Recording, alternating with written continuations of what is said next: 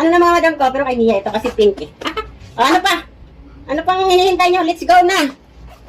Dito nga pala mga madam ko, mayroon tayong ganitong bag. Ganda niya. Yung ilalagay natin siya sa baywang. Pwede ilagay sa baywang, pwede i-shoulder.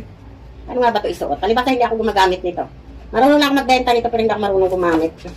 Ayan.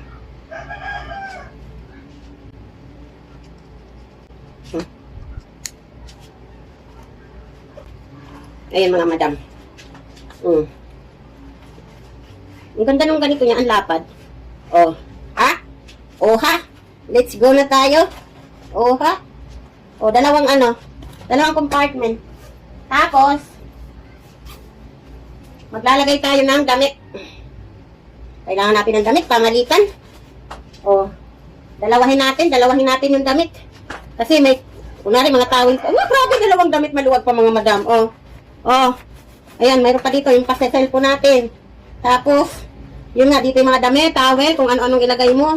Bahala na nga kayo mag-isip kung anong gusto nyo ilagay mga madam. Basta, nilagay ko dalawang damit. Oh, maluwag pa. Tapos, shoulder natin. O, diba? O, ang haba, oh. Oh, ang haba mga madam.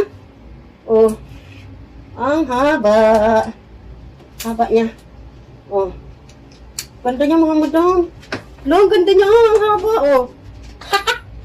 Pwede mo na ako anong wallet. Bahala na kayo kung anong gusto nyo ilagay. Oh, pag binili nyo to, kayo na mag-iisip anong gusto nyo ilagay. Oh, diba? Shoulder na. Sa baywang pa.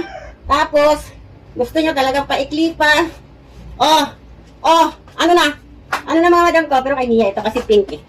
O, ano pa? Ano pang hinihintay nyo? Let's go na. Tapos, oh, ang ganda niya mga madam. Ganda ng kulay. Maraming kulay ito sa ilabas natin. Basta maraming kulay yan. Sige natin yun na kayo. Ganda. Okay.